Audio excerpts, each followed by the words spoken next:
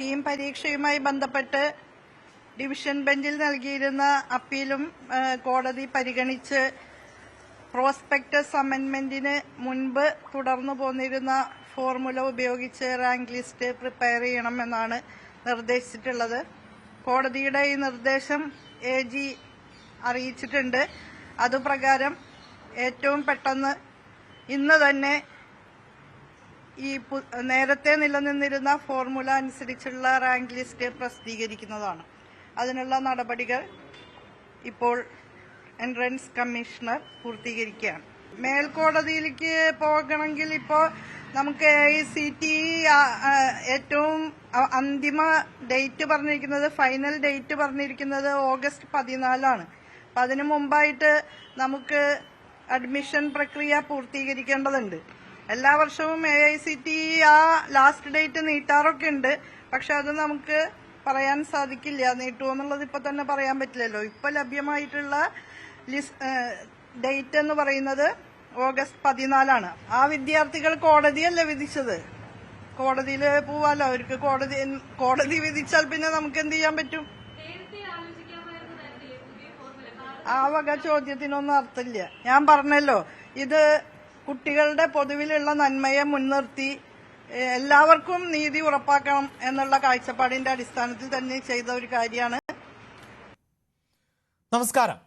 കീമിൽ ആശ്വാസം തേടി ഡിവിഷൻ ബെഞ്ചിനെ സമീപിച്ച സർക്കാരിന് വീണ്ടും കനത്ത തിരിച്ചടി.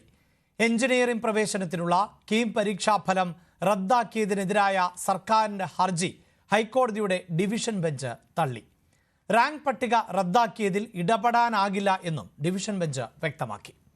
ഡിവിഷൻ ബെഞ്ചിൽ നിന്നും തിരിച്ചടിയേറ്റ സാഹചര്യത്തിൽ സർക്കാർ ഇനി നിയമ പോരാട്ടത്തിനില്ല. അപ്പീൽ തള്ളിയതോടെ മാർക്ക് ഏകീകരണത്തിൽ പഴയ രീതിയിലേക്ക് മാറി റാങ്ക് പട്ടിക പ്രസിദ്ധീകരിക്കുകയാണ് സർക്കാർ. നിലവിലെ റാങ്ക് ലിസ്റ്റിൽ ഉൾപ്പെട്ട നിരവധി കുട്ടികൾ ഇതോടെ പട്ടികയ്ക്ക് പുറത്തായേക്കും. എല്ലാ കുട്ടികൾക്കും നീതി ഉറപ്പാക്കാനാണ് സർക്കാർ ശ്രമിച്ചത് എന്നും ഇനി എതിർപ്പുള്ളവർ കോടതിയിൽ പോകട്ടെ എന്നുമാണ് ഉന്നത വിദ്യാഭ്യാസ മന്ത്രി ആർ ബിന്ദുവിന്റെ പ്രതികരണം. സർക്കാരിന് വീണ്ടും പിഴച്ചോ എന്നാണ് സ്പെഷ്യൽ ഡിബേറ്റ് ചർച്ച ചെയ്യുന്നത്. ഡോക്ടർ അമൃത് കുമാർ, വിദ്യാഭ്യാസ വിദഗ്ധൻ, Shri M Shajar Khan, save education പ്രതിനിധി, അഡ്വക്കേറ്റ് തൗഫിക് രാജൻ, KSU നേതാവ്, ശ്രീ ടോണി കുര്യാക്കോസ്, SFI നേതാവ് എന്നിവർ ആണ് ചർച്ചയുടെ ഭാഗമാകുന്നത്. ആദ്യം ശ്രീ തൗഫീഖ്, ഏറ്റവും ഒടുവിൽ ഉന്നത വിദ്യാഭ്യാസ മന്ത്രിയുടെ പ്രതികരണം വന്നത് എല്ലാവർക്കും നീതി ഉറപ്പാക്കുന്നതിന് വേണ്ടി നടത്തിയ ഒരു ശ്രമം അതായിരുന്നു സർക്കാരിന്റെ ഭാഗത്ത് നിന്നുണ്ടായത്. പക്ഷേ കോടതി അത് തള്ളിക്കളഞ്ഞ പശ്ചാത്തലത്തിൽ ഇനി പഴയ പ്രോസ്പെക്ടസ് പ്രകാരമുള്ള റാങ്ക് ലിസ്റ്റ് തയ്യാറാക്കും. അത് ഉടനെ പ്രസിദ്ധീകരിക്കും എന്നാണ് വ്യക്തമാക്കിയിട്ടുള്ളത്. അങ്ങനെയുള്ള സതുദ്ദേശത്തോടെയുള്ള ഒരു നീക്കം, സർക്കാരിന്റെ ഭാഗത്ത് നിന്നുണ്ടായ ഒരു നീക്കം പാളിപ്പോയി എന്ന് മാത്രമാണോ ഈ വിഷയത്തെ നമുക്ക് നോക്കിക്കാണാൻ സാധിക്കുക? അഭിലാഷ, സത്യം പറഞ്ഞാൽ കുട്ടികളുടെ ഭാവി അവതാളത്തിലാക്കുകയല്ലേ ഈ സർക്കാർ ചെയ്തത് എന്ന് ആമുഖമായി തന്നെ ചോദിച്ചു പോവുകയാണ്. ഇവിടെ സംഭവിച്ചിരിക്കുന്നത് ഗുരുതരമായിട്ടുള്ള വീഴ്ചയാണ്. സർക്കാരിന്റെ ഭാഗത്ത് നിന്ന് ഗുരുതരമായിട്ടുള്ള പ്രശ്നങ്ങളാണ്, ഒരു മുൻകരുതൽ എടുക്കാത്തതിന്റെ ഭാഗമായിട്ടുള്ള പ്രശ്നങ്ങളാണ് ഇവിടെ ഉണ്ടായിരിക്കുന്നതെന്ന് പറയാതെ വയ്യ. സത്യത്തിൽ ഈ പരീക്ഷ മൂലം കുട്ടികളുടെ ഭാവി ഒന്നാകെ അവതാളത്തിലാക്കുന്ന ഒരു സ്ഥിതിവിശേഷമാണ് ഉണ്ടായിരുന്നത്. ബഹുമാനപ്പെട്ട ഹൈക്കോടതിയുടെ നിരീക്ഷണങ്ങളടക്കം ഇക്കാര്യത്തിൽ അങ്ങ് പരിശോധിച്ചിട്ടുണ്ടാവും എന്ന് ഞാൻ മനസ്സിലാക്കുന്നു. അതായത് സാധാരണഗതിയിൽ 1:1:1, അതായത് 3 സബ്ജക്റ്റുകൾ, മാത്സ്, ഫിസിക്സ്, കെമിസ്ട്രി, ഇത് സാധാരണഗതിയിൽ സ്വീകരിച്ചിരുന്നത്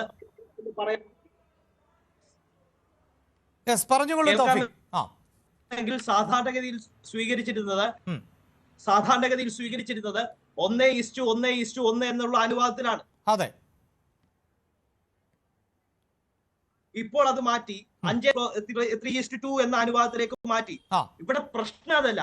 ഇവിടെ പ്രശ്നം ഈ കാര്യത്തെ കുറിച്ച് ഒരു തീരുമാനം എടുക്കണമെന്നുണ്ടായിരുന്നെങ്കിൽ ഇത് എപ്പോഴാണ് ഈ കാര്യത്തിൽ ഒരു അന്തിമ തീരുമാനം ഉണ്ടാവുന്നത്? റാങ്ക് ലിസ്റ്റ് പ്രസിദ്ധീകരിക്കുന്നതിന് 1 മണിക്കൂർ മുമ്പ് മാത്രമാണ് ഈ പറയുന്ന പ്രോസ്പെക്ടസിൽ മാറ്റം വരുത്തിയത്. ഇവിടെയാണ് നിയമവിരുദ്ധവും നീതീകരിക്കാനാവാത്തതുമായ ഒരു വലിയ പ്രശ്നം നിലനിൽക്കുന്നത്.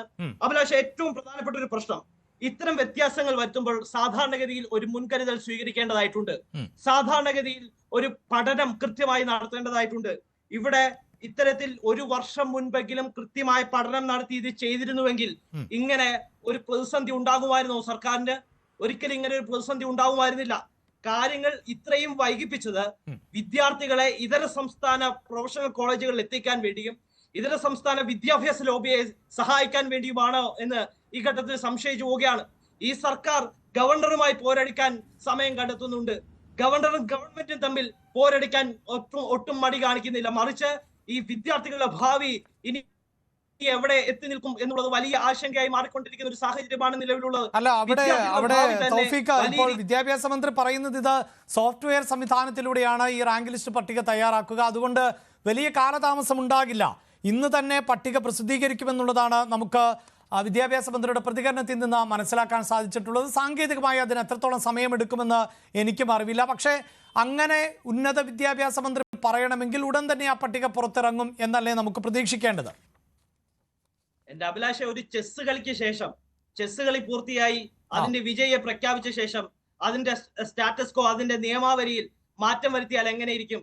ആ അവസ്ഥ ഇപ്പൊ സംസ്ഥാന സർക്കാർ കീമിന്റെ കാര്യത്തിൽ ഈ കുട്ടികളോട് ചെയ്തിരിക്കുന്നത്. ഇവിടെ വെളുക്കാൻ തേച്ചത് പാണ്ടായി എന്ന് പറയുന്നത് പോലെ സ്റ്റേറ്റ് സിലബസിലെ വിദ്യാർത്ഥികൾക്കും CBSE വിദ്യാർത്ഥികൾക്കും ICSE വിദ്യാർത്ഥികളും എല്ലാവരെയും നിരാശയിലാക്കി അവരുടെ പ്രവേശനമടക്കം ഒന്നാകെ ആശങ്കയിലാക്കുന്ന ഒരു സാഹചര്യമല്ലേ നിലവിലുള്ളത്? അത് എന്തുകൊണ്ട് ഈ സർക്കാർ സ്വീകരിക്കുന്നില്ല? ഇവിടെ അങ്ങ് കൃത്യമായി ശ്രദ്ധിച്ചിട്ടുണ്ടാവും, കേരളത്തിലെ വർത്തമാന പത്രങ്ങൾ അടക്കം ഇന്ന് പ്രസിദ്ധീകരിച്ചിട്ടുണ്ട്. ഇത് എത്ര നാൾ ഈ മുഖ്യമന്ത്രിയുടെ കയ്യിൽ, മുഖ്യമന്ത്രിയുടെ ടേബിളിൽ ഈ ഫയൽ കുരുങ്ങിക്കിടന്നു? എന്തുകൊണ്ട് കൃത്യമായ ഒരു തീരുമാനം സമയബന്ധിതമായി സ്വീകരിച്ചില്ല? എക്സ്പെർട്ട് കമ്മിറ്റിയെ വെച്ചു, അവർ ശുപാർശകൾ നൽകി, അതൊക്കെ അംഗീകരിക്കാം. പക്ഷേ ഇത് എത്ര നാൾ മുഖ്യമന്ത്രിയുടെ ഓഫീസിൽ മുഖ്യമന്ത്രിയുടെ ഓഫീസിലെ ചുവപ്പ് നാടയിൽ ഇത് കുരുങ്ങിക്കിടന്നു? എന്തുകൊണ്ട് ഇത് സമയബന്ധിതമായി പൂർത്തിയാക്കാൻ സാധിച്ചില്ല? ഞാൻ മുൻപ് സൂചിപ്പിച്ചതുപോലെ കൃത്യമായ ദീർഘവീക്ഷണത്തോടു കൂടി ഒരു വർഷം മുൻപെങ്കിലും ഇക്കാര്യം ചെയ്തിരുന്നു എന്നുണ്ടെങ്കിൽ ഇത്ര ഗുരുതരമായ സാഹചര്യത്തിലേക്ക് പോകുമായിരുന്നില്ല. ഇന്ന് വിദ്യാഭ്യാസ മന്ത്രിയോട് മാധ്യമപ്രവർത്തകർ ചോദിക്കുന്നുണ്ട്, ഇപ്പോൾ ഉണ്ടായ തിരിച്ചടി അതെന്തുമായിക്കൊള്ളട്ടെ, പക്ഷേ വരും വർഷങ്ങളിൽ ഇത്തരത്തിലൊരു ഫോർമുല, അതായത് പുതിയ പ്രോസ്പെക്ടസ് പ്രകാരമുള്ള ഒരു ഫോർമുലയുമായി മുന്നോട്ട് പോകുമോ എന്ന ചോദ്യത്തിന് മന്ത്രി പറഞ്ഞത് അത് അടുത്ത വർഷത്തെ കാര്യമല്ലേ, അതിപ്പോഴേ എങ്ങനെ പറയും എന്നുള്ളതാണ്. വീണ്ടും മാധ്യമപ്രവർത്തകർ ചോദിക്കുന്നുണ്ട്, അടുത്ത വർഷം എന്ന് പറയുമ്പോൾ അതിൽ മുൻകൂട്ടി കാര്യങ്ങൾ കാണേണ്ടതല്ലേ? അപ്പോഴും അവർ പറയുന്നത് അടുത്ത വർഷം പരീക്ഷ നടക്കേണ്ട സമയമാകേണ്ടതില്ലേ എന്നുള്ളതാണ്. അപ്പോൾ ഒരു മെല്ലെപ്പോക്കോ അല്ലെങ്കിൽ വേണ്ടത്ര ഗൗരവമോ ഇത്തരം വിഷയങ്ങളിലില്ല എന്നാണോ താങ്കൾ പറയുന്നത്? തീർച്ചയായിട്ടും അഭിലാഷേ, ഞാൻ മുൻപ് സൂചിപ്പിച്ചല്ലോ, ഈ സർക്കാരിന് ഗവർണറുമായി പോരടിക്കാനാണ് സമയം. ഈ സർക്കാരിന് ഗവർണറുമായി ഏറ്റുമുട്ടാനാണ് സമയം. ഞാൻ വളരെ കൃത്യമായി KSU അടക്കം നേരത്തെ നിലപാട് വ്യക്തമാക്കിയിട്ടുണ്ട് കേരള സർവകലാശാലയുടെ വിഷയവുമായി ബന്ധപ്പെട്ട്. ഈ ഗവൺമെന്റ് പോലും സത്യത്തിൽ ഈ വിദ്യാർത്ഥികളുടെ ഭാവിയാണ് ബാധിക്കുന്നത്. ഈ സർക്കാർ അവർ പോരടിക്കാൻ പോകുമ്പോ ഇത്തരത്തിൽ കീമിന്റെ വിഷയം ഉണ്ടാകുന്നു. കീമിന്റെ പ്രവേശന നടപടികളുമായി ബന്ധപ്പെട്ട് ഇത് ഒരുപക്ഷെ അഭിലാഷ് ഏറ്റവും പ്രധാനപ്പെട്ട ഒരു പ്രതിസന്ധി നിലനിൽക്കുക. അതായത് ഈ ദേശീയ തലത്തിൽ ഇതിന്റെ അഖിലേന്ത്യാ സാങ്കേതിക വിദ്യാഭ്യാസ കൗൺസിൽ AICT നിശ്ചയിച്ചിരിക്കുന്ന സമയക്രമം പാലിച്ച് എഞ്ചിനീയറിംഗ് പ്രവേശന നടപടികൾ പൂർത്തിയാക്കാൻ ഏതാനും ആഴ്ചകൾ മാത്രമാണ്. ഓഗസ്റ്റ് 14 സമയം എന്നാണ് വിദ്യാഭ്യാസ മന്ത്രി തന്നെ പറഞ്ഞിട്ടുള്ളത്. അതിന് ചിലപ്പോഴെങ്കിലും AICT ഇത് നീട്ടി വെക്കാറുണ്ട്. പക്ഷെ ഇപ്പോൾ ഈ പുതിയ പട്ടിക തയ്യാറാകുന്നത് തന്നെ AICTയുടെ സമയക്രമം പാലിക്കണമെന്നതുകൊണ്ടാണ് എന്നാണ് വിദ്യാഭ്യാസ മന്ത്രി ഇപ്പോൾ പറയുന്നത്. അവിടെയാണ് അഭിലാഷ പ്രശ്നം നിലനിൽക്കുന്നത്. ഈ സർക്കാരിനെ എല്ലാം നിസാരവൽക്കരിക്കാനുള്ള വ്യഗ്രതയാണ് ഈ സർക്കാർ കാണിച്ചുകൊണ്ടിരിക്കുന്നത്. ഈ സർക്കാർ വിദ്യാർത്ഥികളുടെ കാര്യത്തിൽ ഇതുകൊണ്ടാണ് ഈ സംസ്ഥാനത്തിനകത്ത് വലിയ രീതിയിൽ ബ്രെയിൻ ഡ്രെയിൻ സംഭവിച്ചുകൊണ്ടിരിക്കുന്നത്. വലിയ രീതിയിൽ കേരളത്തിൽ നിന്ന് +2 ശേഷം 42% വിദ്യാർത്ഥികളാണ് അന്യ സംസ്ഥാനത്തേക്ക് ഉപരിപഠനത്തിനായി പോകുന്ന ഒരു സാഹചര്യം ഉണ്ടാകുന്നത്, മറ്റ് രാജ്യങ്ങളിലേക്ക് കുടിയേറുന്ന ഒരു സാഹചര്യം ഉണ്ടാകുന്നത്. സ്വാഭാവികമായിട്ടും ഉന്നത വിദ്യാഭ്യാസ മേഖലയെ തച്ച് തകർക്കുന്ന തീരുമാനങ്ങളിൽ നിന്ന് ഈ സർക്കാർ പിന്മാറിക്കൊണ്ട് വിദ്യാർത്ഥികളുടെ ഭാവി മുന്നിൽ കണ്ട് വിദ്യാർത്ഥികളുടെ ഭാവി പരിഗണിച്ചുകൊണ്ട് അവർക്ക് വേണ്ടി നിലകൊള്ളാൻ ഉന്നത വിദ്യാഭ്യാസ മേഖലയെ ശ്രദ്ധ കേന്ദ്രീകരിക്കാനാണ് ഈ സർക്കാർ ആദ്യമായി തന്നെ മുൻഗണന നൽകേണ്ടത്. ഈ സൂചിപ്പിക്കുന്ന പോലെ തന്നെ ഉന്നത വിദ്യാഭ്യാസ മേഖലയിലടക്കം നമ്മൾ മറ്റ് സംസ്ഥാനങ്ങളുമായി താരതമ്യം ചെയ്യുമ്പോൾ ബഹുദൂരം മുന്നിലാണ് എന്ന് ഭരണകൂടങ്ങൾ ആവർത്തിച്ച് അഭിപ്രായം പ്രകടിപ്പിക്കാറുണ്ട്. അത് തങ്ങളുടെ ഭരണ നേട്ടങ്ങളുടെ ഭാഗമാണ് എന്നുകൂടിയൊക്കെ സർക്കാർ പറഞ്ഞു വെക്കാറുമുണ്ട്. ഇവിടെ ഇതാ ഉന്നത വിദ്യാഭ്യാസ മന്ത്രി അടക്കം ഇന്ന് പറയുന്നത് എല്ലാ വിദ്യാർത്ഥികൾക്കും നീതി ഉറപ്പാക്കുന്നതിന് വേണ്ടിയുള്ള ഒരു ശ്രമമാണ് സംസ്ഥാന സർക്കാരിൻ്റെ ഭാഗത്ത് നിന്ന് നടന്നത്. അതായത് കേരള സിലബസിൽപ്പെട്ട കുട്ടികൾ എൻട്രൻസ് പരീക്ഷയിൽ 100 മാർക്ക് നേടിയാൽ പോലും അവർക്ക് 27, 30 മാർക്കും ഒക്കെ കുറയുന്നൊരു സാഹചര്യം ഉണ്ടാകുന്നു. അത് ഒഴിവാക്കുന്നതിന് വേണ്ടിയുള്ള ഒരു ശ്രമമാണ് നടത്തിയത്. പക്ഷേ അത് കോടതിക്ക് ബോധ്യപ്പെട്ടില്ല. അതുകൊണ്ട് പുതിയ ലിസ്റ്റ്, അതായത് കോടതിയുടെ നിർദ്ദേശപ്രകാരം ഇതുവരെ തുടർന്നിരുന്ന അതേ നിലയിൽ തന്നെ അതേ അനുപാതത്തിൽ തന്നെയുള്ള ലിസ്റ്റ് തയ്യാറാക്കും, അത് പ്രസിദ്ധീകരിക്കും എന്നാണ് മന്ത്രിയുടെ പ്രതികരണം.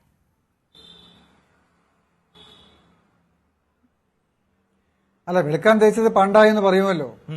ഒരു വിദ്യാർത്ഥിക്കും നീതി ഉറപ്പാക്കുവാൻ സർക്കാരിന്റെ ഈ നീക്കത്തിലൂടെ കഴിഞ്ഞില്ല എന്ന് മാത്രമല്ല, മൊത്തം പ്രവേശന പ്രതിസന്ധിയിലേക്ക് കാര്യങ്ങൾ നീക്കുകയും ചെയ്തു, ആകെ അവതാളത്തിലാക്കുകയും. കാരണം അനാസ്ഥയുടെ ഒരു നേർചിത്രമാണ് നമ്മളിപ്പോൾ കാണുന്നത്. ഒരു ഗവൺമെന്റ് ചെയ്തുകൂടാത്ത കാര്യങ്ങൾ. ഒരുപക്ഷെ നമുക്കൊരു എൻട്രൻസ് കമ്മീഷണറേറ്റ് ഉണ്ട്, കമ്മീഷണറുണ്ട്, ഒരു സംവിധാനമുണ്ട്. അവർ സ്വതന്ത്രമായി പ്രവർത്തിച്ചിരുന്നെങ്കിൽ ഇങ്ങനൊരു പ്രതിസന്ധി ഉണ്ടാകുമായിരുന്നില്ല. അപ്പോൾ ഒരു റിവ്യൂ കമ്മിറ്റി വെക്കുന്നു പ്രോസ്പെക്ടസിനെ സംബന്ധിച്ച്. ആ റിവ്യൂ കമ്മിറ്റി വളരെ വൈകിയാണ് നിയോഗിക്കപ്പെടുന്നത്. ആ കമ്മിറ്റി വളരെ വൈകി റിപ്പോർട്ട് കൊടുക്കുന്നു. ആ റിപ്പോർട്ട് വന്നതിന് ശേഷം വീണ്ടും 1.5-2 മാസക്കാലം സർക്കാരിന്റെ അപ്രൂവലിന് വേണ്ടി കാത്തുകെട്ടി കിടക്കുന്നു. അങ്ങനെ മാസങ്ങളുടെ ഡിലേ ഉണ്ടായി. അതൊരു കുറ്റകരമായ ഡിലേ ആണ്. അതിന് പിന്നെ പൂർണ്ണ ഉത്തരവാദിത്വം സംസ്ഥാന ഗവൺമെന്റാണ്. സംസ്ഥാന ഗവൺമെന്റും സംസ്ഥാനത്തെ ഉന്നത വിദ്യാഭ്യാസ വകുപ്പുമാണ് പ്രതികൾ എന്ന കാര്യത്തിൽ തർക്കമില്ല. അപ്പോ പിന്നെ ഇങ്ങനെയാണ് ഇത് കൈകാര്യം ചെയ്യേണ്ടത്. ഇപ്പൊ കഴിഞ്ഞ അധ്യയന വർഷം ഇതേ പ്രശ്നം, അതിന് കഴിഞ്ഞ അങ്ങേ വർഷവും ഇതേ പ്രശ്നം ഉണ്ടായി. കഴിഞ്ഞ വർഷം വളരെ വ്യാപകമായ പ്രതിഷേധം ഉണ്ടായി. കാരണം പ്രത്യേകിച്ചും കേരള സ്റ്റേറ്റ് സിലബസ് വിദ്യാർത്ഥികൾ പിന്നിലായി പോകുന്നു. അതിന് കാരണമുണ്ട്. കാരണം എന്താ, ലിബറൽ ആയിട്ടുള്ള വാല്യുവേഷൻ സിസ്റ്റം വരുന്നു.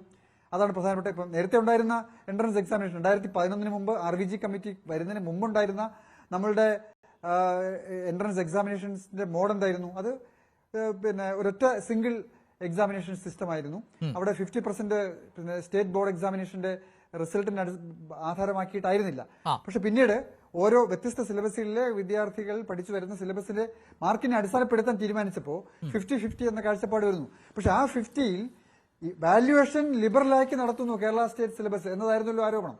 അപ്പൊ അതുകൊണ്ട് CBSE-യുമായിട്ടും ICSE-യുമായിട്ട് കമ്പയർ ചെയ്യുമ്പോൾ കേരള സ്റ്റേറ്റ് സിലബസിലെ വളരെ എന്താ പറയുക ലിബറൽ വാല്യുവേഷൻ നടത്തുന്നു എന്നുള്ളത് കൊണ്ട് അതിനകത്ത് ഒരു സ്റ്റാൻഡർഡൈസേഷൻ മെക്കാനിസം വേണം എന്നതിനെ സംബന്ധിക്കുന്ന പ്രശ്നം കൂടുതൽ രൂക്ഷമായിട്ട് വന്നു. അപ്പൊ ഞാൻ പറഞ്ഞത് ഇത് ആകമാനം വിദ്യാഭ്യാസ നിലവാരവുമായി ബന്ധപ്പെട്ട ഒരു പ്രശ്നമാണ്.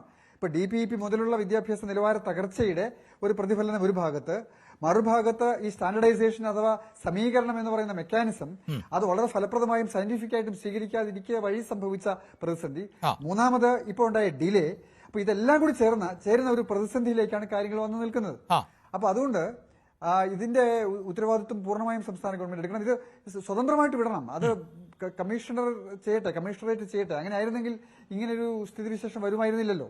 മാത്രമല്ല, പ്രോസ്പെക്ടസിനെ സംബന്ധിക്കുന്ന അതിനെ ഇപ്പൊ കഴിഞ്ഞ 10-14 വർഷമായി നമ്മൾ ഫോളോ ചെയ്യുന്ന ഒരു ആണല്ലോ. ആ പ്രോസ്പെക്ടസിന്റെ പോരായ്മകൾ എന്താണെന്ന് പഠിച്ചുകൊണ്ട് ഒരു സമഗ്രമായ ഒരു പരിഷ്കാരം വരുത്തണം.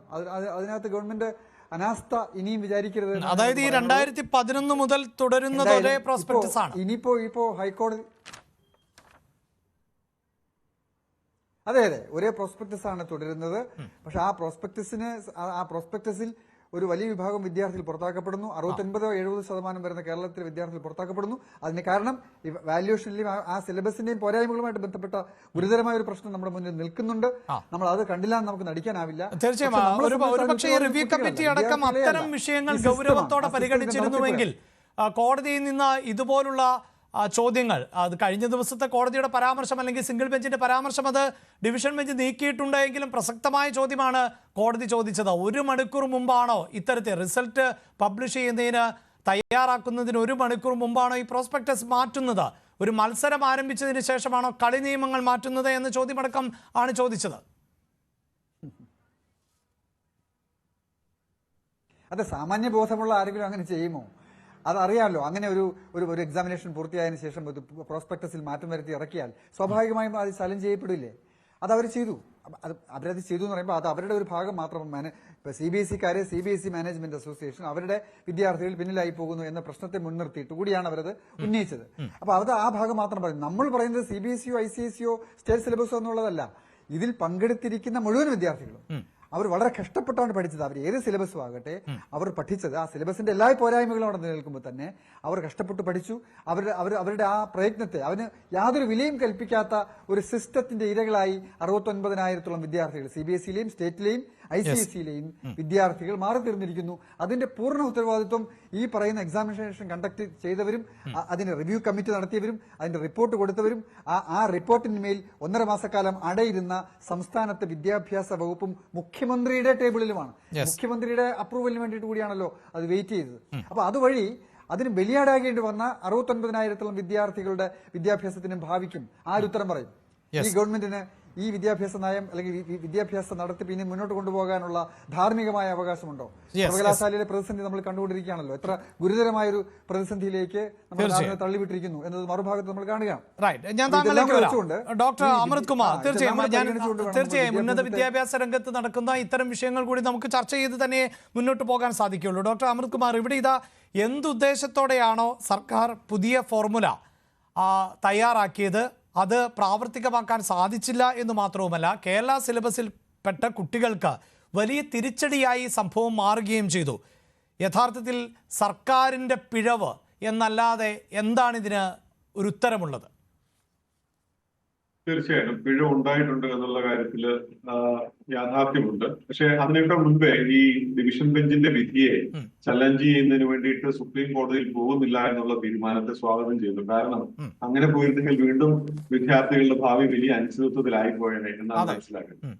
അല്ല, അതിന് മിനിസ്റ്റർ പറഞ്ഞത് ഓഗസ്റ്റ് 14, നേരത്തെ സൂചിപ്പിച്ചു, AICTEയുടെ നിർദ്ദേശമനുസരിച്ച് ഓഗസ്റ്റ് 14 മുമ്പാണ് ഈ നടപടിക്രമങ്ങൾ പൂർത്തിയാക്കേണ്ടത്.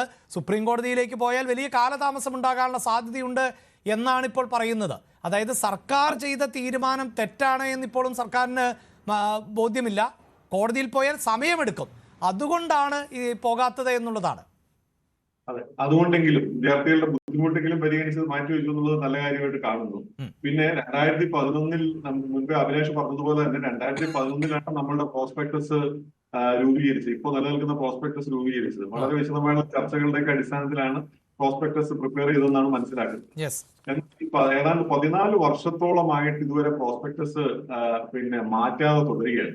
അപ്പൊ ഈ 14 വർഷങ്ങളായിട്ട് 1:1:1 എന്നുള്ള പ്രോസ്പെക്ട് ഈ സ്റ്റാൻഡർഡൈസേഷൻ പ്രോസസ്സ് വെച്ച് മുന്നോട്ട് പോകുമ്പോൾ നമുക്ക് ഇതുവരെ സ്റ്റേറ്റ് സിലബസിലെ വിദ്യാർത്ഥികൾക്ക് ഇത്തരത്തിൽ പ്രശ്നം ഉണ്ടായിരുന്നതായിട്ട് എന്തുകൊണ്ട് തോന്നിയില്ല എന്നുള്ളത് വലിയ അത്ഭുതമായിട്ട് തോന്നുന്നു.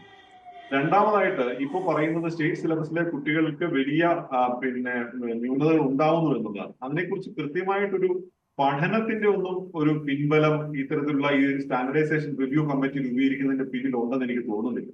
കൃത്യം എത്ര ശതമാനമാണ് കുട്ടികൾ പിൻപോട്ട് പോകുന്നത്? ഈ 5:3:2 എന്ന് പറയുന്ന ഫോർമുലയിലേക്ക് വന്നാൽ സ്റ്റേറ്റ് സിലബസിൽ വരുന്ന കുട്ടികൾക്ക് എത്രയാണ് പ്രയോജനം ഉണ്ടാവാൻ സാധ്യതയുള്ളത് എന്നുള്ളൊരു ഒരു അനാലിസിസിലേക്കോ ഒരു സ്റ്റാറ്റിസ്റ്റിക്സോ ഒന്നും നമ്മളുടെ മുൻപിൽ ഇപ്പോ നിലവിൽ ലഭ്യമല്ല എന്നുള്ളതാണ്. മറിച്ച് ഈ ഒരു വർഷം ഈ പറയുന്നത് പോലെ പ്രോസ്പെക്ടസ് മാറ്റിയാൽ എല്ലാ കുട്ടികൾക്കും നീതി ഉറപ്പാകും, അതിനുവേണ്ടിയുള്ള ശ്രമമാണ് നടത്തിയത് എന്ന് സർക്കാർ പറയുന്നതിൽ എന്തർത്ഥമാണുള്ളത്? അതെ, അത് തന്നെയാണ് പ്രശ്നം. അങ്ങനെ പറയുന്നതിലാണ് പ്രശ്നം. കാരണം അതിനെക്കുറിച്ച് കൃത്യമായിട്ടൊരു ധാരണയില്ലാതെ ഈ സ്റ്റാൻഡർഡൈസേഷൻ പ്രോസസ്സ് മാറ്റിയാൽ ഒരു വിഭാഗത്തിന് കൂടുതൽ നീതി ലഭിക്കും എന്ന് പറയുന്നത് എന്ത് പഠനത്തിന്റെ, എന്ത് സ്റ്റാറ്റിസ്റ്റിക്സിന്റെ, എന്ത് കണക്കിന്റെ അടിസ്ഥാനത്തിലാണെന്ന് എനിക്ക് മനസ്സിലായിട്ടില്ല. അങ്ങനെ ഒരു കണക്ക് നമ്മുടെ മുമ്പിൽ നിലനിൽക്കുന്നില്ല. ആദ്യത്തെ റാങ്കുകളിൽ സ്റ്റേറ്റ് സിലബസിലെ കുട്ടികൾ മുൻപിൽ വന്നിട്ടുണ്ട്. ഇപ്പോഴത്തെ ഈ 5:3:2 ഫോർമുലയിൽ വന്നിട്ടുണ്ട്.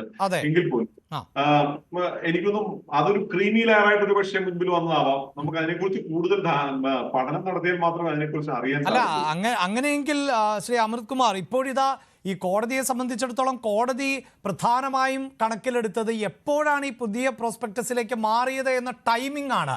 അതായത് ഈ റിസൾട്ടിലേക്ക് വരുന്നു എന്നുള്ളത്. അത് നമുക്കറിയാമല്ലോ, CBSE കുട്ടികളാണ് ഇതിനെ ചലഞ്ച് ചെയ്തത് എന്നത്. താങ്കൾ ഈ പറയുന്നത് പ്രകാരമാണ് എങ്കിൽ നേരത്തെ 1:1:1 ആയിരുന്നു, അത് 5:3:2 എന്നതിലേക്ക് മാറി. അതിനെ ചോദ്യം ചെയ്തിരുന്നുവെങ്കിൽ പോലും ഒരുപക്ഷെ സർക്കാർ തിരിച്ചടി നേരിടുമായിരുന്നില്ലേ? തീർച്ചയായിട്ടും അവിടെയാണ് അഭിലാഷ് ഈ പ്രധാനപ്പെട്ട പ്രശ്നം വന്നത്. കാരണം ഈ സർക്കാർ ഇത് തിരുത്തുന്നതിനുള്ള തീരുമാനം മുൻപോട്ട് വയ്ക്കുന്നത് തന്നെ റിസൾട്ട് പബ്ലിഷ് ചെയ്യുന്ന ഏതാനും മണിക്കൂറുകൾക്ക് മുൻപിലാണ് നാം മനസ്സിലാവുന്നത്. അതായത് ഒരു തീരുമാനം എടുക്കുമ്പോൾ, അതായത് നമ്മളൊരു പ്രോസ്പെക്ടസിന്റെ അകത്ത് ഒരു സ്റ്റാൻഡർഡൈസേഷൻ ഫോർമുല പറയുകയും അതിനുശേഷം പരീക്ഷ നടത്തിയിട്ട് പരീക്ഷയുടെ റിസൾട്ട് അതിന്റെ ബന്ധപ്പെട്ട അധികാരികൾ മനസ്സിലാക്കുകയും അവർക്ക് അവരുടെ കയ്യിൽ റിസൾട്ട് വരികയും ചെയ്തു. അങ്ങനെ വന്നതിന് ശേഷം മാറ്റാൻ തീരുമാനിക്കുമ്പോൾ തീർച്ചയായിട്ടും ഒരു നാച്ചുറൽ ജസ്റ്റിസ് ഡിനേ ചെയ്യപ്പെടുന്നുണ്ട് ഒരു ഗ്രൂപ്പ് ഓഫ് കുട്ടികളുടെ. അത് CBSE കുട്ടികളുടെ ആണെങ്കിൽ CBSE കുട്ടികളുടെ നാച്ചുറൽ ജസ്റ്റിസ് ഡിനേ ചെയ്യപ്പെടുന്നുള്ള കാര്യത്തിൽ സംശയമില്ല. കാരണം ഈ CBSE കുട്ടികൾ നമ്മുടെ കുട്ടികൾ തന്നെയാണ്, കേരളത്തിലെ കുട്ടികൾ തന്നെയാണ്. അവർ പൊതുവിദ്യാഭ്യാസ സ്ഥാപനങ്ങളിൽ പഠിക്കാത്തത് കൊണ്ട് നമ്മുടെ വിദ്യാർത്ഥികൾ അല്ലാതായി മാറുന്നില്ല എന്ന് വിചാരിച്ച് പൊതുവിദ്യാഭ്യാസ സ്ഥാപനത്തിലെ വിദ്യാർത്ഥികൾക്ക് ഒരു മുന്നോക്കം കിട്ടുന്നത് എപ്പോഴും സ്വാഗതാർഹമാണ്. അതിൻ്റെ അത് യാതൊരു തർക്കവും ഇല്ലാത്ത കാര്യമാണ്. പക്ഷേ ഇവിടെ വന്നിരിക്കുന്ന പ്രധാനപ്പെട്ട പ്രശ്നം എന്ന് പറയുന്നത് റിസൾട്ട് എന്താണെന്ന് മനസ്സിലാക്കിയതിന് ശേഷം അത് മാറ്റാൻ ശ്രമിക്കുമ്പോൾ ഒരു വിഭാഗത്തിന് നാച്ചുറൽ ജസ്റ്റിസ് ഡിനേ ചെയ്യപ്പെടുന്നു എന്നുള്ള കാര്യം വളരെ പ്രകടമാണ്, വളരെ കൃത്യമാണ്. അത് അവിടെയാണ് ഏറ്റവും വലിയ വീഴ്ച വന്നത് എന്നാണ് ഞാൻ മനസ്സിലാക്കുന്നത്. ഇനി ഇതിനകത്ത് ഒരു പ്രധാനപ്പെട്ട കാര്യം കൂടി ഉള്ളത് അഭിലാഷ്, ഈ കേരളത്തിലെ സ്റ്റേറ്റ് ബോർഡ് സിലബസിൽ പഠിച്ച വിദ്യാർത്ഥികൾക്ക് ദോഷം ചെയ്യുന്നു എന്നുള്ളത് കൊണ്ടാണല്ലോ ഈ 1:1:1 എന്ന ഫോർമുല മാറ്റി 5:3:2 എന്ന ഫോർമുലയിലേക്ക് വന്നത്. അതിന്റെ വളരെ ഇൻഡയറക്റ്റ് ആയിട്ടുള്ള ഒരു മെസ്സേജ് എന്താണെന്ന് വെച്ചാൽ നമ്മുടെ കുട്ടികൾ മോശമാണ്.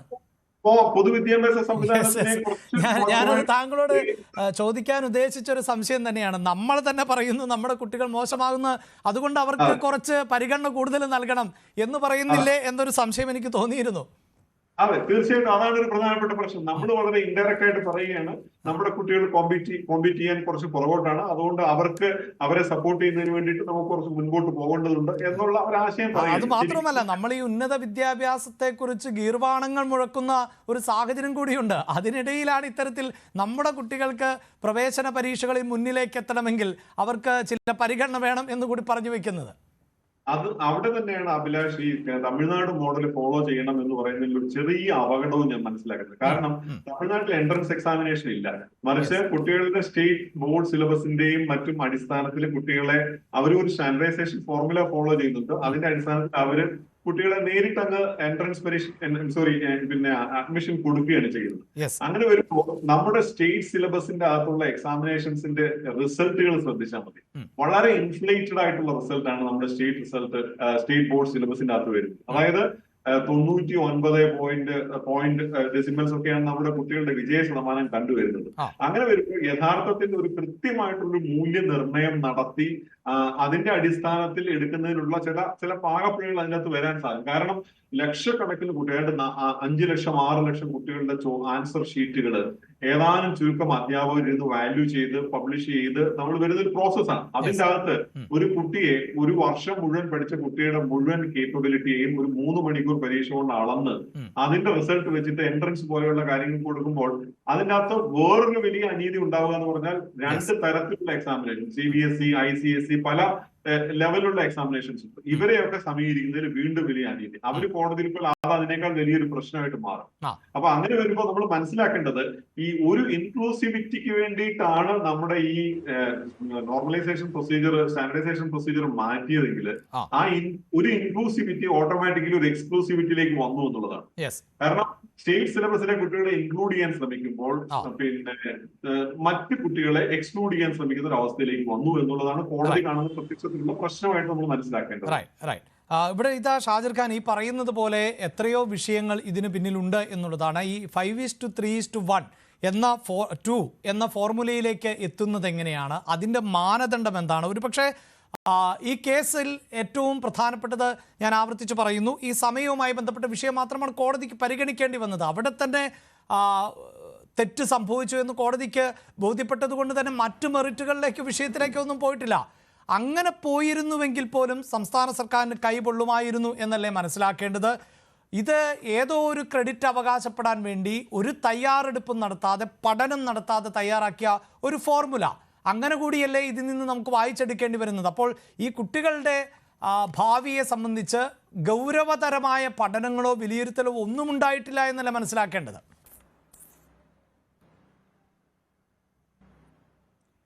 അതെ, ഗൗരവപ്പെട്ട ഒരു പഠനം അവർ നടത്തിയിട്ടേ ഇല്ല. അവസാനം എടിപിടി എന്ന മട്ടിൽ ഒരു സാധനം തയ്യാറാക്കി കൊടുക്കുകയാണ് അവർ ചെയ്തത്. അതുകൊണ്ട് ഞാൻ നേരത്തെ സൂചിപ്പിച്ചതുപോലെ കേരള സിലബസിന്റെ അല്ലെങ്കിൽ അവരുടെ ഈ ഇവാലുവേഷൻ സിസ്റ്റത്തിന്റെ പോരായ്മകൾ അതുമൂലം സംഭവിച്ചിരിക്കുന്ന ഒരു വലിയ പ്രശ്നം, അത് സംസ്ഥാന ഗവൺമെന്റ് സമ്മതിച്ചിരിക്കുക. ഈ പറയുന്ന 5:3:2 എന്ന് പറയുന്ന സാധനം വരുമ്പം അത് നാച്ചുറലി അത് വളരെ പ്രകടമാണല്ലോ, അതവരെ പരസ്യമായി സമ്മതിക്കുന്നതിന് തുല്യമാണ്. പകരം ഈ സിലബസിന്റെയും ആ സമ്പ്രദായത്തിന്റെയും ഇവാലുവേഷൻ മെത്തേഡിലുള്ള ഗുരുതരമായ പോരായ്മകളുടെയും പരിഹാരം കണ്ടെത്തുക എന്നുള്ളതാണ് അടിസ്ഥാനപരമായ പ്രശ്നം. അത് സംസ്ഥാന വിദ്യാഭ്യാസ വകുപ്പ് ചെയ്യേണ്ട കാര്യമാണ്, അതവിടെ ചെയ്യണം. പക്ഷെ മറുഭാഗത്ത് ഞാൻ പറയുന്നത് ഇപ്പോൾ ഈ പറയുന്ന വ്യത്യസ്ത ഇപ്പോൾ ഒരു കേന്ദ്രീകൃതമായ ഒരു പരീക്ഷ നടത്തുമ്പോൾ വ്യത്യസ്ത സിലബസിലെ കുട്ടികൾ അവർക്കൊരു ഏക മാനദണ്ഡം തീർച്ചയായിട്ടും വേണം. കാരണം ഇപ്പോൾ CBSE ഉദാഹരണം ICSE ഉണ്ടല്ലോ. ഇപ്പം നമ്മൾ അങ്ങനെ കമ്പയർ ചെയ്യുമ്പം ICSE കുറെ കൂടി ഈ പറയുന്ന വ്യത്യസ്തമായ മറ്റൊരു നിലവാരത്തിൽ നിൽക്കുന്ന ഒരു സിലബസാണ്. അപ്പോൾ കേരള സിലബസ് ഈ പറയുന്ന സിലബസിൽ താഴെ നിൽക്കുന്നു. സിലബസ് എന്ന് പറയുമ്പോൾ സിലബസും അതിന്റെ കണ്ടക്ഷൻ ഇപ്പോൾ NCERT സിലബസ് ആണല്ലോ ഫോളോ ചെയ്യുന്നതെന്ന് പറയാം. പക്ഷേ അപ്പോഴും അതിന് പഠന സമ്പ്രദായമുണ്ട്, ഇവാലുവേഷൻ മെത്തേഡ്സ് ഉണ്ട്. ഇതെല്ലാം കൂടി ചേരുമ്പോഴേ നമുക്കതിനെ മൊത്തത്തിൽ വിദ്യാഭ്യാസ സമ്പ്രദായമായിട്ട് അതിനെ വിലയിരുത്താനാകൂ. അപ്പോൾ അതിന്റെ പോരായ്മകൾ നിൽക്കുന്നു എന്നുള്ളത് കൊണ്ടാണ്. മറിച്ച് അതാണ് ഞാൻ നേരത്തെ പറഞ്ഞത്, 2011 RVG കമ്മിറ്റി ഈ പറയുന്ന 50% മാർക്ക് പിന്നെ അതായത് സിലബസിന്റെ ബോർഡ് എക്സാമിനേഷനിൽ നിന്ന് കാൽക്കുലേറ്റ് ചെയ്യണം, അതുകൂടി വെച്ചുകൊണ്ട് സ്വീകരിക്കണം എന്ന് പറയുന്ന ഒരു സംവരണ തത്വമാണ് അവതരിപ്പിക്കുന്നത്, ഒരു കോംപ്രമൈസിംഗ് ഫോർമുലയാണ് അവതരിപ്പിക്കുന്നത്. അതല്ല നമ്മളിപ്പോ മെഡിക്കൽ വിദ്യാർത്ഥി ഒരു മെഡിക്കൽ എൻട്രൻസ് എക്സാമിനേഷൻ നടത്തുന്നു, അയാൾ യോഗ്യനാണോ, മെഡിക്കൽ എഡ്യൂക്കേഷൻ നടത്താൻ അയാൾ യോഗ്യനാണോ എന്ന് പരിശോധിക്കുന്ന മെറിറ്റോറിയസ് ആയിട്ടുള്ള ഒരു പരിശോധനാ മാനദണ്ഡം നമ്മൾ തീരുമാനിക്കുകയാണെങ്കിൽ അവിടെ ഏത് സിലബസും ആകട്ടെ, അയാൾ പഠിച്ചത് ഏത് സിലബസും ആകട്ടെ എന്ന് നമ്മൾ തീരുമാനിക്കുകയാണെങ്കിൽ എന്തായിരിക്കും സ്ഥിതി ഒന്ന് ആലോചിച്ച് നോക്കൂ. അപ്പൊ നമുക്ക് അങ്ങനെ ഒന്നും വേണ്ടേ? ഒരു കോമ്പറ്റേറ്റീവ് എന്നല്ല, ഒരു പ്രൊഫഷണൽ കോഴ്സിനെ സംബന്ധിച്ച് ഒരു അക്കാഡമിക്കലി വളരെ എന്താ പറയാ ഒരു മികച്ച പരിജ്ഞാനം വേണ്ടുന്ന ഒരു സ്പെഷ്യലൈസ്ഡ് ഫീൽഡ് ഓഫ് നോളജ് ആണല്ലോ. ഇപ്പൊ എഞ്ചിനീയറിംഗ് ആണെങ്കിലും മെഡിക്കൽ ആണെങ്കിലും അങ്ങനെയുള്ള ഒരു ഫീൽഡിലേക്ക് ഒരാളെ പോകുമ്പോൾ അയാൾ അതിന് പ്രാപ്തനാണോ എന്ന് പരിശോധിക്കുന്ന ഒരു ടെസ്റ്റാണ്. അതിനൊരു കോമൺ എൻട്രൻസ് ടെസ്റ്റ് വേണം. അങ്ങനെയുള്ള നമ്മൾ ഈ കോമൺ എൻട്രൻസ് ടെസ്റ്റ് എന്ന് പറയുന്ന മാനദണ്ഡം നേരത്തെ അതില്ലായിരുന്നല്ലോ. നേരത്തെ പ്രീ ഡിഗ്രി മാർക്കിനെ അടിസ്ഥാനപ്പെടുത്തി, പക്ഷേ പ്രീ ഡിഗ്രിക്ക് ആ നിലവാരം ഉണ്ടായിരുന്നു. അന്ന് നമ്മൾ പഠിച്ചു വന്ന പ്രീ ഡിഗ്രിയെ മാത്രം അടിസ്ഥാനപ്പെടുത്തി ഈ പറയുന്ന ഒരു എൻട്രൻസും ഇല്ലാതെ വരാൻ പറ്റുമായിരുന്ന നിലവാരം ഉണ്ടായിരുന്നു. പക്ഷെ +2 അതില്ല. അതാണ് നമ്മൾ മനസ്സിലാക്കേണ്ട കാര്യം. ആ നിലവാരമില്ലായ്മയുടെയും കൂടി അടിസ്ഥാനത്തിലാണ് ഒരു കോമൺ എൻട്രൻസ് ടെസ്റ്റ് വരുന്നത്. പക്ഷെ കോമൺ എൻട്രൻസ് ടെസ്റ്റ് വ്യത്യസ്ത സിലബസിലാകുമ്പോൾ അവിടെ ഒരു സ്റ്റാൻഡർഡൈസേഷൻ പ്രോസസ് ആവശ്യമാണ്, അവിടെ സയന്റിഫിക് ആയിട്ടുള്ള ഒരു പ്രോസസ് ആവശ്യമാണ്, ഒരു എന്താ പറയാ ഒരു ജസ്റ്റിസ് ഉറപ്പാക്കുന്ന ഒരു മാനദണ്ഡം ഉണ്ടായേ പറ്റുള്ളൂ. അപ്പൊ അതിനെ ഇത് കുറച്ച് കോംപ്ലിക്കേറ്റഡ് ആണ്. നമ്മൾ ഈ പറയുന്ന പോലെ അത്ര എളുപ്പമല്ല. കാരണം ആ വിധത്തിലുള്ള ഒരു സങ്കീർണമായ വിദ്യാഭ്യാസ അവസ്ഥാ വിശേഷത്തിൽ കൊണ്ടെത്തിച്ചിരിക്കുകയാണ് നമ്മുടെ കേന്ദ്രവും സംസ്ഥാനവും ഭരിക്കുന്ന വിദ്യാഭ്യാസ കാര്യങ്ങൾ നയിക്കുന്ന ആളുകൾ. അതുകൊണ്ടാണ് നമ്മൾ ഇപ്പോൾ കിടന്ന് കൈകാലിട്ടടിക്കുന്നത്. ശരി, അവിടെയാണ് ശ്രീ തൗഫീഖ് നേരത്തെ ഈ ചർച്ചയുടെ ഭാഗമായി തന്നെ വന്ന ഒരു ടോപ്പിക്കാണ്. അതായത് ഈ ഉന്നത വിദ്യാഭ്യാസ മേഖലയിൽ അല്ലെങ്കിൽ ഇപ്പോൾ യൂണിവേഴ്സിറ്റികളിൽ വിദ്യാർത്ഥി സംഘടനകൾ ഉൾപ്പെടെ വലിയ പ്രക്ഷോഭത്തിലായിട്ടുള്ളത് ഭാരതാംബയെ ചൊല്ലിയാണ്. SFI അടക്കം പ്രതിഷേധത്തിലാവുന്നു. അവിടെ രജിസ്ട്രാർ ജോലിയിൽ പ്രവേശിപ്പിക്കരുത് എന്ന നിലപാടുകൾ സ്വീകരിക്കുന്ന സാഹചര്യമുണ്ടാകുന്നു. ഗവർണറും സർക്കാരും തമ്മിലുള്ള പോര് നിലനിൽക്കുന്നു. സർക്കാർ ആവർത്തിച്ച് പറയുന്നത് ഉന്നത വിദ്യാഭ്യാസ മേഖലയെ കാവ്യവൽക്കരിക്കാനും ആ മേഖലയെ തകർക്കാനുമാണ് ഈ ഗവർണർമാർ ശ്രമിച്ചുകൊണ്ടിരിക്കുന്നത് എന്നുള്ളതാണ്. അവിടെ രാഷ്ട്രീയമുണ്ടാകാം, അത്തരം നീക്കങ്ങൾ ഉണ്ടായെങ്കിൽ അത് ചെറുക്കപ്പെടേണ്ടതുമാണ്. അവിടെയാണ് ഈ സർക്കാർ തന്നെ നമ്മുടെ വിദ്യാർത്ഥികൾക്ക് ഉന്നത വിദ്യാഭ്യാസ പരീക്ഷകളിൽ ഉയർന്ന സ്കോർ വേണമെങ്കിൽ അത് പ്രത്യേകമായ പരിഗണനയിലേക്ക് പോകണം. അവരുടെ മാർക്കുകൾ മറ്റ് സിലബസുകളിൽ നിന്നോ മറ്റ് ബോർഡുകളിൽ പഠിച്ചവരുമായി താരതമ്യം ചെയ്യരുത് എന്ന് പറയുമ്പോൾ ഈ അവകാശവാദങ്ങളെല്ലാം തെറ്റാണ് എന്നുകൂടിയല്ലേ പറയേണ്ടി വരുന്നത്. അത് ഈ കാവ്യവൽക്കരിച്ചതുകൊണ്ടോ അല്ലെങ്കിൽ ഏതെങ്കിലും ഒരു ഗവർണർ ഏതാനും വർഷങ്ങൾ ഇടപെട്ടതുകൊണ്ടോ സംഭവിച്ചത് എന്ന് എങ്ങനെ പറയാൻ സാധിക്കും? ആ വിഷയത്തെ മാറ്റി നിർത്തി പരിശോധിച്ചാൽ വളരെ പ്രസക്തമായ ഒരു ചോദ്യമാണ് ഈ ഘട്ടത്തിൽ ഉന്നയിച്ചത്. അതായത് ഇത് തന്നെയാണ് നിരന്തരമായി KSU ഈ SFI നടത്തുന്ന സമര നാടകവുമായി ബന്ധപ്പെട്ട് കേരള സർവകലാശാലയിൽ കഴിഞ്ഞ ദിവസങ്ങളിലായി നടത്തിയ സമരാഭാസവുമായി ബന്ധപ്പെട്ട് അടക്കം KSU ഉന്നയിക്കുന്ന ഏറ്റവും പ്രധാനപ്പെട്ട ഒരു പ്രശ്നം. ഈ ഗവർണർ പോരു മൂലം കേരളത്തിലെ ഉന്നത വിദ്യാഭ്യാസ മേഖലയെ തകർക്കരുത്, ഉന്നത വിദ്യാഭ്യാസ മേഖലയ്ക്ക് ഇത് ദൂരവ്യാപകമായ പ്രത്യാഘാതങ്ങൾ സൃഷ്ടിക്കും. ഇതുകൊണ്ട് എന്താണ് ഇവർ അർത്ഥം വെക്കുന്നത്? ഇവിടെ നമുക്കറിയാം നിരന്തരമായി കേരളത്തിലെ 13 സർവകലാശാലകളിൽ 12 സർവകലാശാലകളിലും കൃത്യമായ തരത്തിൽ വൈസ് ചാൻസലർമാരില്ല, VC-മാരില്ല, സ്ഥിരം VC-മാരില്ല. 66 സർക്കാർ കോളേജുകളിൽ 65 സർക്കാർ കോളേജുകളിലും പ്രിൻസിപ്പൽമാരില്ല, തലവന്മാരില്ല, കോളേജിൽ തലവന്മാരില്ലാത്ത അവസ്ഥ, പ്രിൻസിപ്പൽമാരില്ല. അതോടൊപ്പം തന്നെ ഇപ്പോ കേരള സർവകലാശാലയിൽ സംഭവിക്കുന്നത് എന്താ? ഒരു സർട്ടിഫിക്കറ്റ് പോലും ഒപ്പിടാൻ കഴിയാത്ത തരത്തിൽ അഭിലാഷ് സൂചിപ്പിച്ചതുപോലെ, ഈ ചർച്ചയുടെ ആമുഖത്തിൽ സൂചിപ്പിച്ചതുപോലെ ഒരു സർവകലാശാലയിൽ 2 രജിസ്ട്രാർമാരാണ്. ഒരു സർട്ടിഫിക്കറ്റിൽ ഒപ്പിടാൻ കഴിയാത്ത തരത്തിലുള്ള ഒരു ഭരണ പ്രതിസന്ധി സൃഷ്ടിച്ചു വെച്ചിരിക്കുന്നു ഒരു വശത്ത്. അതിനോടൊപ്പം തന്നെ ഞാൻ മുൻപ് സൂചിപ്പിച്ചതുപോലെ 42% വിദ്യാർത്ഥികൾ അന്യ സംസ്ഥാനങ്ങളിലേക്കും മറ്റു രാജ്യങ്ങളിലേക്കും പോകുന്ന ഒരു സാഹചര്യം. ഇങ്ങനെ ഗുരുതരമായ പ്രശ്നങ്ങൾ ഈ സംസ്ഥാനത്തെ ഉന്നത വിദ്യാഭ്യാസ മേഖല നേരിട്ടുകൊണ്ടിരിക്കുകയാണ് അഭിലാഷെ. ഈ ഘട്ടങ്ങളിലെല്ലാം ഈ സർക്കാരിനോട് KSU നിരന്തരമായി ആവശ്യപ്പെടുന്ന ഒരു സാഹചര്യമുണ്ട്. നിങ്ങൾ ഈ ഉന്നത വിദ്യാഭ്യാസ മേഖലയെ തകർക്കുന്ന സമീപനങ്ങളുമായി തീരുമാനങ്ങളുമായി മുന്നോട്ട് പോകരുത്. നിങ്ങൾക്ക് മറ്റെന്തെങ്കിലും ഡീൽ ഉണ്ടെങ്കിൽ ആ ഡീൽ പ്രതിഫലിപ്പിക്കാനുള്ള സ്ഥലമല്ല, സാഹചര്യമല്ല, ഇടമല്ല ഉന്നത വിദ്യാഭ്യാസ മേഖല, സർവകലാശാലകൾ. അതുകൊണ്ട് തന്നെ അതിന്റെ ഒരു മറു പ്രതിഫലനമല്ലേ ഇപ്പോ കീമിലൂടെയും പ്രതിഫലിച്ചത് എന്ന് നമുക്ക് ഈ ഘട്ടത്തിൽ പറയേണ്ടി വരില്ലേ? ഇത് സ്വാഭാവികമായിട്ടും ഇതുമൂലം വളരെ വലിയ പ്രതിസന്ധിയല്ലേ ഇവിടെ സൃഷ്ടിക്കപ്പെട്ടിരിക്കുന്നത്? ഒരുപക്ഷെ നമുക്കറിയാം 2011 സ്കീമാണ് അഭിലാഷെ നിലവിൽ പിന്തുടർന്നു വരുന്നത് എന്നാണ് ഞാൻ മനസ്സിലാക്കുന്നത്. 2011 സ്കീം ഒരുപക്ഷെ ഇത്രയും നാളും പിന്തുടർന്ന് വന്നിരുന്ന സ്കീമിനെ ഏതെങ്കിലും തരത്തിലുള്ള ഒരു അപാകത ഉണ്ടായിരുന്നു എന്നുണ്ടെങ്കിൽ അതിനൊരു മാറ്റം വേണം എന്ന് സർക്കാരിന് ബോധ്യപ്പെടുകയും ചെയ്തിരുന്നുവെങ്കിൽ എന്തുകൊണ്ട് സമയബന്ധിതമായി അതിന് നടപടി സ്വീകരിച്ചില്ല? സർക്കാരിന് തീരുമാനങ്ങൾ എടുക്കാനും തീരുമാനങ്ങളിൽ മാറ്റം വരുത്താനും ഒക്കെ സ്വാതന്ത്ര്യമുണ്ട്, അതിന് അധികാരമുണ്ട്. പക്ഷെ അത് സമയബന്ധിതമായി എന്തുകൊണ്ട് നടത്തിയില്ല എന്നിടത്താണ് ഏറ്റവും വലിയ ഫോൾട്ട് ഈ സർക്കാരിന് സംഭവിച്ചിരിക്കുന്നത്. ഇത് പൂർണ്ണമായും ഈ സർക്കാരിന്റെ അലംഭാവമാണ്. ആ അലംഭാവം എന്തുകൊണ്ട് സംഭവിക്കുന്നു? ഈ സർക്കാരിന് ഗവർണറുമായി പോരടിക്കാനാണ് സമയം. ഈ സർക്കാരിന് ഇത്തരത്തിൽ ഭാരതാംബ വിവാദം ചർച്ച ചെയ്യുന്നതിലാണ് ഇൻട്രസ്റ്റ്. അവർക്ക് വിദ്യാഭ്യാസ മേഖല, പൊതുവിദ്യാഭ്യാസ മേഖലയാകട്ടെ ഉന്നത വിദ്യാഭ്യാസ മേഖലയാകട്ടെ, ഈ രണ്ട് മേഖലകൾ നേരിടുന്ന പ്രശ്നങ്ങൾ കൃത്യമായി പഠിക്കാനുള്ള സമയമില്ല. ഉന്നത വിദ്യാഭ്യാസ മന്ത്രിക്ക് ഇതുമായി ബന്ധപ്പെട്ട് ശ്രദ്ധ ചെലുത്താനുള്ള സാഹചര്യമില്ല. ഇവിടെ നമുക്കറിയാം വിദേശ സർവകലാശാല അടക്കം വന്നപ്പോൾ ഡോക്ടർ TP ശ്രീനിവാസനെ എന്താണ് അതുമായി ബന്ധപ്പെട്ട് കോവളത്ത് ഒരു കോൺക്ലേവ് സംഘടിപ്പിച്ചപ്പോൾ SFIയുടെ ഭാഗത്തു നിന്ന് ഉണ്ടായതെന്ന് ഞാൻ ഈ ഘട്ടത്തിൽ അഭിലാഷിനെ ഓർമ്മിപ്പിക്കേണ്ടതില്ലല്ലോ. ഇങ്ങനെ ഇവരുടെ ഭാഗത്തു നിന്ന് അടക്കം ഉണ്ടായിക്കൊണ്ടിരിക്കുന്ന അലംഭാവത്തിന്റെ പ്രതിഫലനമാണ് ഈ കീമിലെ തിരിച്ചടിക്ക് കാരണം. ഇത് നമ്മൾ ചെറുതായി കാണരുത് എന്നുള്ളതാണ് ഈ ഘട്ടത്തിൽ ഏറ്റവും പ്രധാനമായി ഞാൻ പറയാൻ ആഗ്രഹിക്കുന്നത്. പക്ഷേ അതിൽ നിന്നൊക്കെ ഇപ്പോൾ നിലപാട് മാറിയിട്ടുണ്ട്. വിദേശ സർവകലാശാലകളെയൊക്കെ സ്വാഗതം ചെയ്യുന്നുണ്ട് തൗഫീഖ്. അത് അഭിലാഷേ U-turn എടുത്തിരിക്കുകയാണ് ഈ സർക്കാർ. അന്ന് ഉമ്മൻചാണ്ടി ചെയ്തപ്പോ UDF ചെയ്തപ്പോ അതൊക്കെ തെറ്റായിരുന്നു. ഇപ്പോ വർഷങ്ങൾക്കിപ്പുറം ഇത് ശരിയാണ് എന്ന് പറയുമ്പോ എത്ര വർഷങ്ങൾക്ക് മുമ്പ് കേരളത്തിന് ലഭിക്കേണ്ടിയിരുന്ന ഒരു സൗഭാഗ്യം അല്ലെങ്കിൽ കേരളത്തിന് ലഭിക്കേണ്ടിയിരുന്ന ഒരു വിദ്യാഭ്യാസ രംഗത്തെ ഒരു ചുവടുവെപ്പ് അത് വൈകിപ്പിക്കുന്ന ഒരു സാഹചര്യമല്ലേ ഈ സർക്കാർ സ്വീകരിച്ചിരിക്കുന്നത്? അഭിലാഷം, മറ്റൊരു പ്രതിസന്ധി കീമുമായി ബന്ധപ്പെട്ട് ചേർത്ത് പറയേണ്ട ഒരു സാഹചര്യം മെഡിക്കൽ രംഗത്ത് സംഭവിച്ചുകൊണ്ടിരിക്കുകയാണ്. മെഡിക്കൽ പ്രവേശന പരീക്ഷ കഴിഞ്ഞിരിക്കുന്നു. അവിടെ ദേശീയ തലത്തിൽ റാങ്ക് ലിസ്റ്റ് പ്രസിദ്ധീകരിച്ചു. ജൂൺ മാസത്തിലാണ് ആ റാങ്ക് ലിസ്റ്റ് പ്രസിദ്ധീകരിച്ചത് എന്നാണ് ഞാൻ മനസ്സിലാക്കുന്നത്. ഇപ്പോൾ ഒരു മാസം പിന്നിട്ടു. ഈ കേരള മെഡിക്കൽ റാങ്ക് ലിസ്റ്റ് ഇതുവരെ പ്രസിദ്ധീകരിക്കുന്ന ഒരു സാഹചര്യം ഉണ്ടായിട്ടില്ല.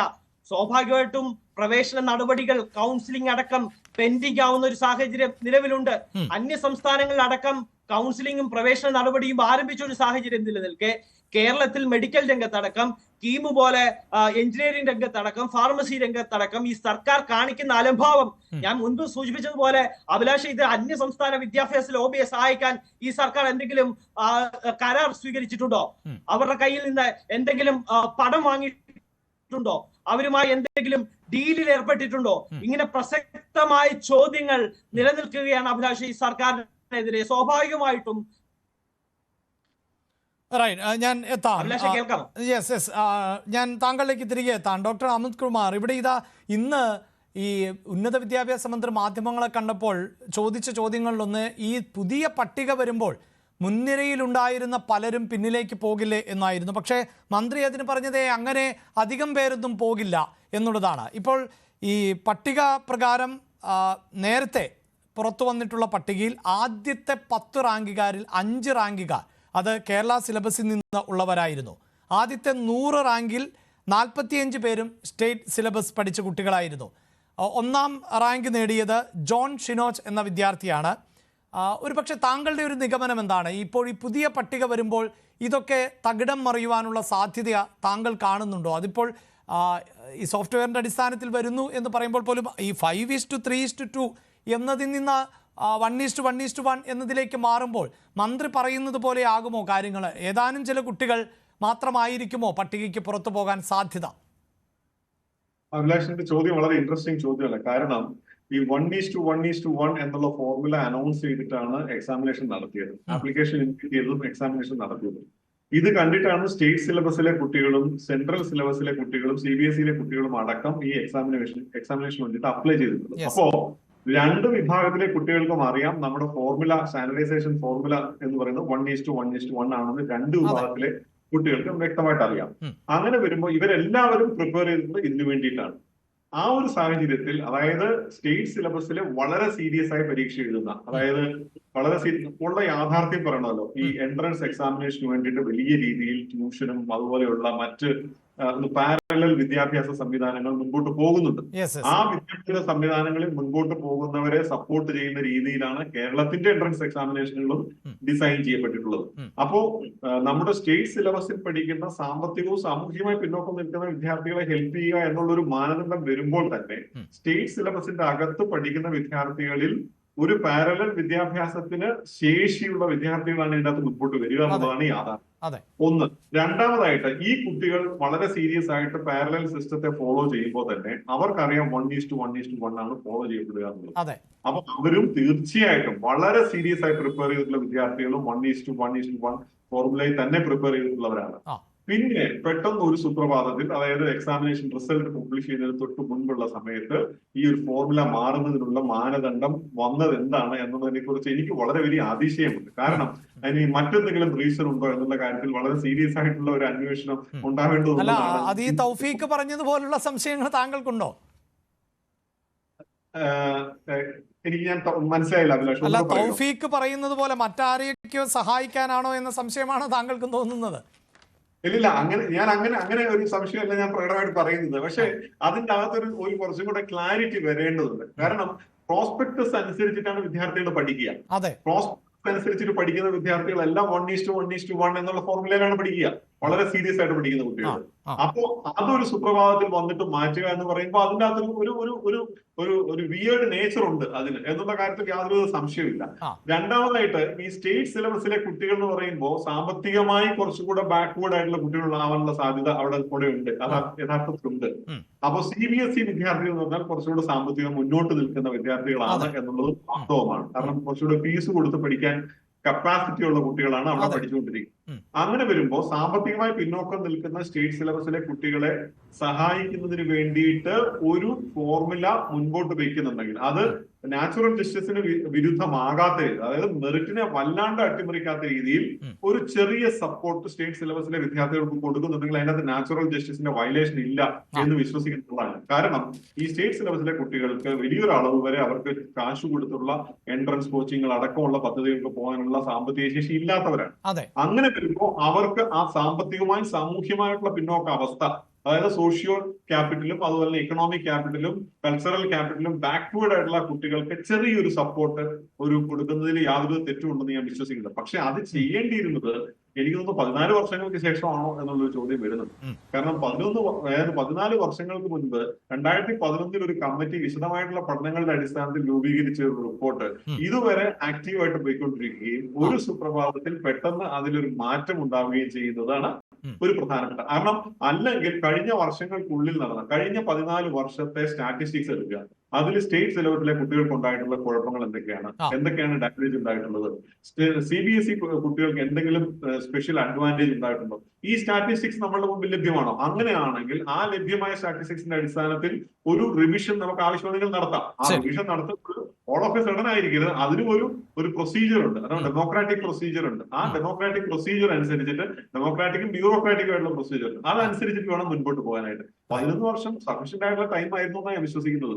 അതായത് എക്സാമിനേഷന്റെ റിസൾട്ട് അനൗൺസ് ചെയ്യുന്നതിന് തൊട്ട് മുൻപും പ്രോസ്പെക്ടസ് പബ്ലിഷ് ചെയ്യുന്നതിനിടയിലുള്ള സമയമല്ല, മറിച്ച് 14 വർഷം ഉണ്ടായിരുന്നു. ആ സമയത്ത് ചെയ്യേണ്ടിരുന്ന കാര്യമാണ് ഈ സമയത്ത് ചെയ്തത് എന്നുള്ളതാണ് ഒരു വലിയ പരാതിക്ക് കാരണമായെന്നാണ് ഞാൻ വിശ്വസിക്കുന്നത്. യെസ്, അതിന് ഇരകളാക്കപ്പെടുന്നത് ഇതേ കേരളത്തിൽ നിന്ന് തന്നെ, അല്ലെങ്കിൽ കേരള സ്റ്റേറ്റ് സിലബസ് പഠിച്ച കുട്ടികളാണ് എന്നതാണ് ഇനി കഷ്ടം. അവരുടെ മാനസികാവസ്ഥ കൂടി എന്ത് എന്ന് കണ്ടറിയണം. കാരണം ആ കുട്ടികളുടെ ഭാഗത്ത് നിന്ന് കൊണ്ടുവേണമല്ലോ നമുക്ക് ചിന്തിക്കാൻ. ഇപ്പോൾ SFI നേതാവ് ശ്രീ ടോണി കുര്യാക്കോസ് കൂടി ടെലിഫോൺ ലൈനിൽ ഉണ്ട്. ശ്രീ ടോണി, താങ്കൾ തത്സമയം ചർച്ചയുടെ ഭാഗമാകാം എന്ന് ഏറ്റിരുന്നതാണ്. ചില സാങ്കേതിക പ്രശ്നങ്ങളാൽ അത് സാധിക്കുന്നില്ല.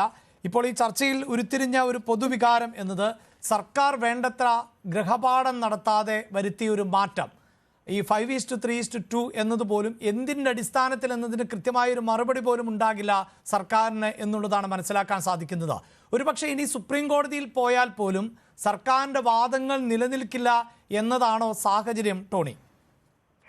ഈ ചർച്ചയ്ക്കകത്ത് ആദ്യം മുതൽ പങ്കെടുക്കുന്നതിന്റെ അകത്തൊരു പരിമിതി നേരിട്ടിരുന്നു, അത് നേരത്തെ സൂചിപ്പിച്ചിരുന്നു. സാങ്കേതികമായ ഒരു തടസ്സവും മുസ്ലിം മീറ്റിംഗിന്റെ അത് കയറുന്നതിന്റെ ഉണ്ടായി. അപ്പോൾ ഇതുമായി ബന്ധപ്പെട്ട് ഈ കീം ഫലം റദ്ദുമായി ബന്ധപ്പെട്ട് ആ ഘട്ടത്തിൽ തന്നെ SFI നമ്മുടെ നിലപാട് സൂചിപ്പിച്ച് പോയതാണ്. അതായത് ഈ കീം ഫലം റദ്ദ് ചെയ്തതുമായി ബന്ധപ്പെട്ട് വിദ്യാർത്ഥികൾക്ക് വലിയൊരു ആശങ്ക, എന്താകും തങ്ങളുടെ പ്രവേശനം എന്നുള്ള ഒരു വലിയ ആശങ്ക വിദ്യാർത്ഥികൾക്ക് ഉണ്ടായിട്ടുണ്ട്. അപ്പൊ ആ ആശങ്ക പരിഹരിക്കണമെന്നോ അടിയന്തരമായി ഇതിന്റെ പ്രവേശന നടപടികൾ പൂർത്തിയാക്കണം എന്നുള്ളത് തന്നെയാണ് SFIയുടെ നിലപാട്. SFIയുടെ ഈ വിഷയം ഉന്നയിക്കപ്പെട്ട ഘട്ടത്തിൽ SFI മുമ്പോട്ട് വെച്ച നിലപാട് ഇത് തന്നെയാണ്. അതിന്റെ ഒപ്പം തന്നെ ഈ പുതിയ സ്കീമുമായി ബന്ധപ്പെട്ട് കഴിഞ്ഞ തവണ ഉണ്ടായിരുന്ന സമീകരണ ഇതിൽ നിന്ന് മാറ്റി ഏകീകരിച്ചുകൊണ്ട് കൊണ്ടുവരുന്ന പുതിയ മാനദണ്ഡ പ്രകാരം മുഴുവൻ വിദ്യാർത്ഥികൾക്കും, അത് ഏത് സിലബസ് എന്നില്ലാതെ സ്റ്റേറ്റ് സിലബസോ കേരള സിലബസോ അല്ലെങ്കിൽ CBSE സിലബസോ എന്ന ഒരു വ്യത്യാസവും ഇല്ലാതെ മുഴുവൻ വിദ്യാർത്ഥികൾക്കും തുല്യ നീതി ലഭ്യമാക്കുന്ന നിലയിൽ പുതിയ മാനദണ്ഡം തന്നെയാണ് സ്വീകരിക്കേണ്ടതും എന്നുള്ളത് തന്നെയാണ് SFIയുടെ നിലപാട്. പക്ഷെ ഇതുമായി ബന്ധപ്പെട്ടിപ്പോൾ ഞാൻ സംസാരിക്കാം. ഇതുമായി ബന്ധപ്പെട്ടിപ്പോൾ കോടതി ചൂണ്ടിക്കാണിച്ചുകൊണ്ട് കോടതി ഉത്തരവിന്റെ പുറത്താണ് നിലവിൽ ഇത് റദ്ദ് ചെയ്യപ്പെട്ടിട്ടുള്ളത്. പ്രോസ്പെക്ടസിൽ ഈ പരീക്ഷാ ഫലത്തിന് തൊട്ടു മുമ്പെയാണോ മാറ്റം വരുത്തേണ്ടത് എന്നുള്ള പരാമർശങ്ങളെല്ലാം ഇതുമായി ബന്ധപ്പെട്ടുണ്ടായിട്ടുണ്ട്. ഇങ്ങനെ സാങ്കേതിക തടസ്സം പറഞ്ഞുകൊണ്ട് തന്നെയാണ് ഈ ഇത് റദ്ദ് ചെയ്യപ്പെടുന്നത്. പക്ഷേ ഈ സ്കീം തന്നെയാണ് മുന്നോട്ട് വെക്കേണ്ടതെന്നും മുഴുവൻ കുട്ടികൾക്കും CBSE എന്നോ കേരള സ്റ്റേറ്റ് എന്നോ സിലബസുകളുടെ വ്യത്യാസമില്ലാതെ മുഴുവൻ വിദ്യാർത്ഥികൾക്കും ഇവിടെ പഠിക്കുന്നത്, ഇപ്പോൾ പ്രത്യേകിച്ച് എടുത്തു പറയാൻ നമുക്ക് സാധിക്കുന്നതെന്ന് പറഞ്ഞാൽ കഴിഞ്ഞ ഇപ്പോൾ തൊട്ടും ഞാൻ കയറിയ സമയത്ത് കേട്ട ചർച്ചയുടെ ഒരു ഇതായിരുന്നു, ഇത് ഇത്രയും നാളായിട്ട് ഈ ഒരു പ്രശ്നം മനസ്സിലാക്കിയിരുന്നില്ലേ എന്നുള്ളൊരു ചോദ്യം ജസ്റ്റ് കേട്ടുപോയതേ ഉള്ളൂ. അതുമായി ബന്ധപ്പെട്ട് കഴിഞ്ഞ തവണയാണ് ഇതുമായി ബന്ധപ്പെട്ട ഒരു വലിയ പരാതി ഉന്നയിക്കപ്പെട്ടു വന്നത്. കഴിഞ്ഞ തവണ ഇതിന്റെ അകത്ത് ഉന്നത വിജയം, കേരള സ്റ്റേറ്റ് സിലബസിൽ പഠിച്ച വിദ്യാർത്ഥി, ഉന്നത വിജയം നേടിയ വിദ്യാർത്ഥി, അയാൾക്ക് 27 മാർക്കിന് മുകളിൽ കുറയുന്ന സാഹചര്യം ഉണ്ടായി. അയാൾ റാങ്കിൽ പിന്നോട്ട് തള്ളപ്പെടുന്ന സാഹചര്യം ഉണ്ടായി. ഒരു വിദ്യാർത്ഥി മാത്രമല്ല, നിരവധിയായിട്ടുള്ള വിദ്യാർത്ഥികൾ കഴിഞ്ഞ തവണ വല്ലാത്ത നിലയിലുള്ള ഒരു പരാതി ഇതുമായി ബന്ധപ്പെട്ട് ഉയർന്നു വന്നിരുന്നു. അത് ഉയർന്നു വന്ന ഘട്ടത്തിൽ തന്നെ SFI അഡ്രസ് ചെയ്തിട്ടുണ്ട്. ഇതിന്റെ അകത്തൊരു മാറ്റം കൊണ്ടുവരണം എന്നുള്ളൊരു ആശയം നമ്മൾ മുന്നോട്ട് വെച്ചിട്ടുമുണ്ട്. അത് പക്ഷേ യഥാർത്ഥത്തിൽ കഴിഞ്ഞ തവണ മാത്രമല്ല എന്നുള്ളത് സത്യമാണ്. ഇതിനു മുമ്പും ഇത്തരത്തിൽ ഈ മാർക്ക് വ്യതിയാനം കേരള സ്റ്റേറ്റ് സിലബസിൽ പഠിക്കുന്ന കുട്ടികൾക്ക് ഒരു തുല്യത ലഭിക്കാത്ത സാഹചര്യം ഇതുമായി ബന്ധപ്പെട്ടുണ്ടായിട്ടുണ്ട്. പക്ഷെ കഴിഞ്ഞ തവണയാണ് ഈ ഏറ്റവും അവസാനത്തെ ഇതിന്റെ റിസൾട്ടുമായി ബന്ധപ്പെട്ടാണ് വലിയൊരു പ്രശ്നം ഏറ്റവും ഒടുവിൽ രൂപപ്പെടുകയും. ശരി, അപ്പോഴും ടോണി താങ്കൾ ഈ പറയുന്നത് അനുസരിച്ച് 1 വർഷത്തെ സമയപരിധി ഉണ്ടായിരുന്നല്ലോ. നമ്മുടെ സംവിധാനങ്ങൾക്ക് ഒരു തീരുമാനമെടുക്കാൻ 1 വർഷം കാലതാമസം ഉണ്ടാകുമോ എന്ന ചോദ്യം ഉയരുന്നില്ലേ? അതെ, ഇതിന്റെ അകത്ത് ഇപ്പോ നമ്മൾ കോടതിയിലടക്കം എനിക്ക് തോന്നുന്നു സർക്കാർ അടക്കം സൂചിപ്പിച്ചൊന്ന് ഇതിന്റെ പ്രോസ്പെക്ടസിലടക്കം ഇതിന്റെ അകത്ത് മാറ്റം വരുത്താൻ ഇത് സമയത്തും സാധിക്കും, സർക്കാർ സംവിധാനത്തിന് സാധിക്കും എന്നുള്ള പ്രോസ്പെക്ടസ് മാറ്റം വരുത്തുന്നതിന് മറ്റു തടസ്സമൊന്നുമില്ല എന്ന് കണ്ടിട്ടാവണം സർക്കാർ ഈ ഒരു ഘട്ടത്തിലേക്ക്. പക്ഷേ കോടതിയുടെ ഭാഗത്തു നിന്നുണ്ടായ ചോദ്യം പ്രസക്തമല്ലേ? 1 മണിക്കൂർ മുമ്പാണോ മാറ്റം വരുത്താൻ സാധിക്കുന്നത്? അതും നീതികേടല്ലേ മറ്റു കുട്ടികളോട്? കാരണം ഇവിടെ അമൃത് കുമാർ സാർ വളരെ കൃത്യമായി പറഞ്ഞു, ഈ എൻട്രൻസ് ഒക്കെ എഴുതുന്ന കുട്ടികൾ വളരെ ഫോക്കസ്ഡ് ആണ്. ആ കുട്ടികൾക്ക് ഏത് ഫോർമുല പ്രകാരമാണ് ഇപ്പോൾ അഡ്മിഷൻ നടക്കുന്നത് എന്നതറിയാം. അതുകൊണ്ട് തന്നെ അത്തരം വിഷയങ്ങൾ കൂടുതൽ കേന്ദ്രീകരിച്ചുകൊണ്ട് പഠിക്കുക. ഇവരൊക്കെ ആ നിമിഷമല്ലല്ലോ ഈ തീരുമാനമെടുക്കുന്നത്. ഇവരൊക്കെ ഒരു ഹൈസ്കൂൾ പഠനത്തിലേക്ക് കടക്കുമ്പോൾ തന്നെ ഈ ആഗ്രഹം ഉണ്ടാകുമല്ലോ. അതെ, കോടതി വിധിയുമായി ബന്ധപ്പെട്ട് ഞാൻ മനസ്സിലാക്കുന്നത് കോടതി ചൂണ്ടിക്കാണിച്ചതും ഇതേ കാര്യം തന്നെയാണ്. ഇതുമായി ബന്ധപ്പെട്ടുണ്ടായ സാങ്കേതികമായിട്ടുള്ള ഈ തടസ്സം, ഇത് പ്രോസ്പെക്ടസിൽ മാറ്റം വരുത്താൻ നേരത്തെ സാധിക്കുകയില്ലായിരുന്നോ എന്നുള്ള ചോദ്യം തന്നെയാണ് കോടതിയെ ഉന്നയിച്ചിട്ടുള്ളത് ഞാൻ മനസ്സിലാക്കുന്നത്. SFI നിലപാട് മുമ്പ് സൂചിപ്പിച്ചതുപോലെ തന്നെ ഇപ്പോൾ എനിക്ക് കുറച്ച് മുമ്പാണ് തോന്നുന്നു ഇതുമായി ബന്ധപ്പെട്ട് വകുപ്പ് മന്ത്രി ഇത് മറുപടി പറയാൻ വേണ്ടി തയ്യാറായിട്ടുണ്ട്. അപ്പൊ അതിന്റെ അകത്തർക്കം അല്ല, വകുപ്പ് മന്ത്രി പറഞ്ഞത് എല്ലാ കുട്ടികൾക്കും നീതി ഉറപ്പാക്കുന്നതിന് വേണ്ടിയുള്ള ശ്രമമാണ് സർക്കാരിന്റെ ഭാഗത്ത് നിന്ന് നടന്നത് എന്നാണ്. അതിലാർക്കും വിയോജിപ്പില്ലെന്നേ. പക്ഷേ ഈ നീതി ഉറപ്പാക്കുമ്പോൾ പോലും അതിനുണ്ടാക്കുന്ന മാനദണ്ഡം, അല്ലെങ്കിൽ 5:3:2 എന്ന മാനദണ്ഡം എന്തിൻ്റെ അടിസ്ഥാനത്തിൽ, എന്തു പഠനത്തിന്റെ അടിസ്ഥാനത്തിൽ എന്നൊക്കെയുള്ള സംശയങ്ങൾ ഇപ്പോഴും ബാക്കി നിൽക്കുകയാണ്. ഇതുമായി ബന്ധപ്പെട്ട് അതിന്റെ കണക്ക് രേഖകളിലേക്ക് ഈ ഒരു ഘട്ടത്തിൽ ഈ ഫോണിൽ കൂടി സംസാരിക്കുമ്പോൾ പറയാൻ സാധിക്കുന്നതിന്റെ അകത്ത് എനിക്ക് വലിയ സംശയമുണ്ട്. ഇതുമായി ബന്ധപ്പെട്ട ഒരു വിശദമായിട്ടുള്ള അതിലൊരു പഠനം നടത്തിയ ശേഷമാണ് ഇതിലേക്ക് പോയത് എന്നാണോ താങ്കൾ പറയുന്നത്? അതെ, അത് തീർച്ചയായിട്ടും അതെ. കാരണം അതുമായി ബന്ധപ്പെട്ട് ബന്ധപ്പെട്ട് കമ്മിറ്റീനെ രൂപീകരിക്കുകയും അവർ വിശദമായത് പഠിക്കുന്ന സാഹചര്യം ഉണ്ടായിട്ടുണ്ട്. പക്ഷേ ഇത് ചെയ്തതിന്റെ അതുള്ള കാലതാമസം തന്നെയാണ് ഇത് കോടതി ചൂണ്ടിക്കാണിച്ചതുപോലെ തന്നെ ഇത് റദ്ദ് ചെയ്യാനുണ്ടായ കാരണമെന്ന് തന്നെയാണ് മനസ്സിലാക്കുന്നത്. പക്ഷെ ഇപ്പോൾ നിലവിൽ ഇതുമായി ബന്ധപ്പെട്ട് SFIക്ക് സൂചിപ്പിക്കാനുള്ള നമ്മുടെ നിലപാട് എന്ന് പറഞ്ഞാൽ ഒരിക്കലും വിദ്യാർത്ഥികളുടെ പ്രവേശന നടപടികളെ ബാധിക്കാതെ അവരുടെ ഭാവിയെ ആശങ്കയിലാഴ്ത്താതെ മുന്നോട്ട് പോകണം. അടിയന്തരമായി അല്ല അത് എന്തായാലും ഇനിയിപ്പോ മുന്നോട്ട് പോകും. ഇന്ന് തന്നെ പറ്റിയാൽ ലിസ്റ്റ് പ്രസിദ്ധീകരിക്കുമെന്ന് തന്നെയാണ് പറഞ്ഞിട്ടുള്ളത്. റൈറ്റ്. അവിടെ ശ്രീ ഷാജർ ഖാൻ, താങ്കൾ കേട്ട് കാണും, അതായത് കൃത്യമായ പഠനത്തിന്റെ അടിസ്ഥാനത്തിൽ തന്നെയാണ് ഇത്തരത്തിലൊരു ഫോർമുല 5 അല്ലെങ്കിൽ 5:3:2 എന്ന അനുപാതത്തിലേക്ക് എത്തിയിട്ടുള്ളത് എന്നതാണ് SFIയുടെ പ്രതീക്ഷ.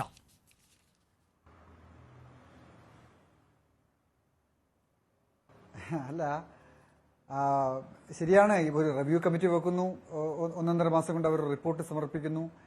അതുമായിട്ട് ബന്ധപ്പെട്ട് നേരത്തെ തന്നെ ഉയർന്നു വന്ന പരാതികൾ അവർ പരിശോധിച്ചിട്ടുണ്ടാകാം. പ്രത്യേകിച്ചും മലയാള ഭാഷയുമായിട്ട് ബന്ധപ്പെട്ട് ചില സംഘടനകൾ ഉയർത്തിയ പരാതികൾ അവരുടെ മുന്നിലുണ്ടായിരുന്നു.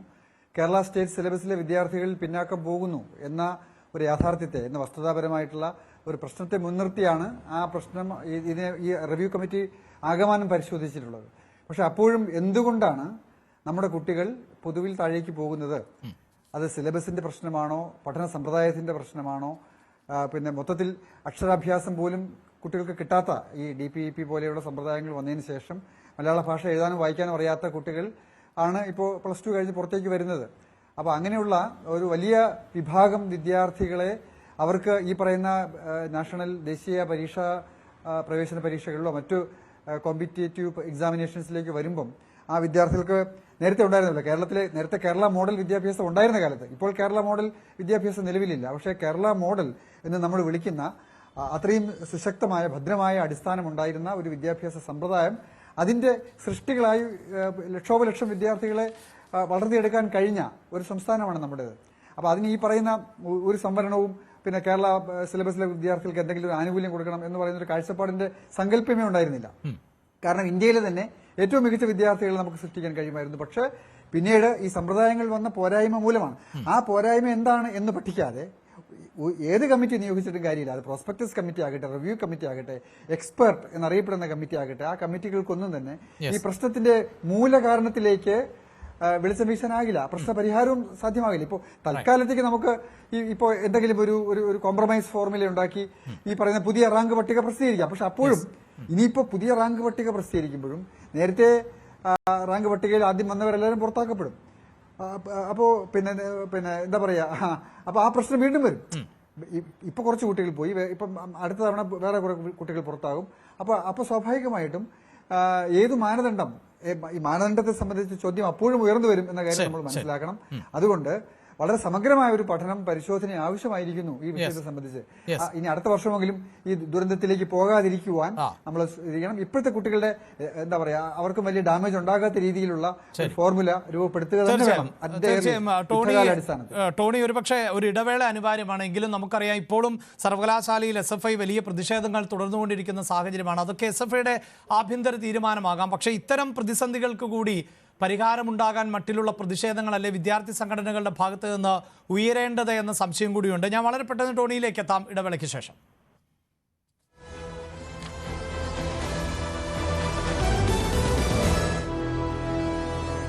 കീമിൽ സർക്കാരിന് പിഴച്ചോ എന്നാണ് നമ്മൾ ചർച്ച ചെയ്തുകൊണ്ടിരിക്കുന്നത്. നേരത്തെ സൂചിപ്പിച്ചതുപോലെ ശ്രീ ടോണി, താങ്കൾ ചർച്ചയുടെ അവസാന ഭാഗത്തിലാണ് എത്തിയത് എന്നതുകൊണ്ടാണ് താങ്കളിലേക്ക് വീണ്ടും വരേണ്ടി വരുന്നത്. ഇവിടെ ഈ മറ്റു പല വിഷയങ്ങളിലും SFI അടക്കമുള്ള വിദ്യാർത്ഥി സംഘടനകൾ വളരെ സജീവമാണ്, സമരമുഖത്തൊക്കെ നിൽക്കുമ്പോൾ ഇത്തരം വിഷയങ്ങൾ വിദ്യാർത്ഥി സംഘടനകളും അഡ്രസ്സ് ചെയ്യുന്നുണ്ടോ എന്നതാണ്. കേരളത്തിൽ നിന്ന് എത്രയോ വാർത്തകൾ ഇത്തരത്തിൽ മലയാളം കൂട്ടി എഴുതാൻ അറിയാത്ത ആളുകൾ PSC പരീക്ഷയുടെ 1ാം റാങ്കും 2ാം റാങ്കും ഒക്കെ സ്വന്തമാക്കിയത് പുറത്തു വന്നിട്ടുള്ള വാർത്തയാണ്. ഡിഗ്രി പരീക്ഷ പാസ്സാകാത്ത ആൾ PGക്ക് പഠിക്കുന്നു എന്നുള്ളത് വാർത്തകളിൽ നിറഞ്ഞു നിന്നിട്ടുള്ള സംഭവമാണ്. അപ്പോൾ ഇതിനൊക്കെ മനസ്സിലാക്കേണ്ടത് ചില പോരായ്മകൾ ഉണ്ട് നമ്മുടെ സംവിധാനത്തിന് എന്നാണ്. അത്തരം പോരായ്മകൾ പരിഹരിക്കുന്നതിന് വേണ്ടിയുള്ള നടപടി ഉണ്ടാകണമെന്ന ആവശ്യമല്ലേ വിദ്യാർത്ഥി സംഘടനകൾ അടക്കം ഉയർത്തേണ്ടത്? അതിനു പകരം ഇങ്ങനെ നമ്മുടെ കുട്ടികൾക്ക് ഓഫറുകൾ വാരിക്കോരി നൽകി അവർക്ക് അവസരമുണ്ടാകട്ടെ എന്നാണോ ചിന്തിക്കേണ്ടത്?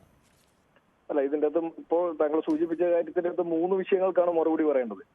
ഒന്ന്, വിദ്യാർത്ഥികൾക്ക് ഓഫറുകൾ നൽകിയാണോ ഇത് ചെയ്യുന്നതെന്നുള്ളത്. ഇവിടെ ഈ നിലവിൽ നമ്മളിപ്പോൾ പുതിയ സ്കീം അനുസരിച്ച് വിദ്യാർത്ഥികൾക്ക് ഓഫർ നൽകുകയല്ല ചെയ്തത്. അതായത് മുമ്പ് CBSE വിദ്യാർത്ഥികൾക്കുണ്ടായിരുന്ന വെയിറ്റേജ് മാറ്റുകയാണ്. ഞാൻ ആ വിഷയത്തിലേക്ക് കൂടുതൽ കടക്കുന്നില്ല. മറ്റൊരു വിഷയം സൂചിപ്പിച്ചത് കുറച്ചു മുമ്പ് വിദ്യാഭ്യാസ സംരക്ഷകൻ അദ്ദേഹം സൂചിപ്പിച്ചൊരു വിഷയം ഇതല്ല കേരള മോഡൽ എന്നാണ് പറഞ്ഞത്. ഇത് തന്നെയാണ് കേരള മോഡൽ. ഞങ്ങൾ വീണ്ടും ആർജവത്തോടുകൂടി പറയുന്നതിന്റെ കാരണം കേരളത്തിലെ വിദ്യാഭ്യാസ മേഖല ഇങ്ങനെയല്ലായിരുന്നു ഒരു 10 വർഷം മുമ്പ് എടുത്തു നോക്കിക്കഴിഞ്ഞു കഴിഞ്ഞാൽ. കേരളത്തിലെ സ്കൂളുകളിൽ ഇരുന്ന് പഠിക്കുന്ന കുട്ടികൾക്ക് പഠിക്കുവാൻ പാഠപുസ്തകം പോലും ഇല്ലാതെ ഇരുന്ന് പഠിക്കുവാൻ ഒരു കെട്ടിടം പോലും ഇല്ലാത്ത അവസ്ഥയിൽ ശോചനീയമായിരുന്ന കേരളത്തിലെ പൊതുവിദ്യാഭ്യാസ മേഖല ഇന്ന് ഇത്രയും ഏറ്റവും സജീവമായി വിദ്യാർത്ഥികൾക്ക് ഇരുന്ന് പഠിക്കുവാൻ സാധിക്കുന്ന നല്ല ഹൈടെക് ക്ലാസ് മുറികളും വിദ്യാർത്ഥികൾക്ക് അവരുടെ അവധി സമയത്ത് തന്നെ പിറ്റേ വർഷത്തേക്കുള്ള പാഠപുസ്തകങ്ങൾ എത്തുന്ന നിലയിലേക്ക് മാറിയത് SFI എന്ന വിദ്യാർത്ഥി പ്രസ്ഥാനം കഴിഞ്ഞ കാലഘട്ടങ്ങളിൽ ഏറ്റെടുത്തിട്ടുള്ള ഉജ്ജ്വലമായിട്ടുള്ള സമരങ്ങളിൽ കൂടി തന്നെയാണ്. പാഠപുസ്തക സമരമൊക്കെ അതിന്റെ ഉദാഹരണമാണ്.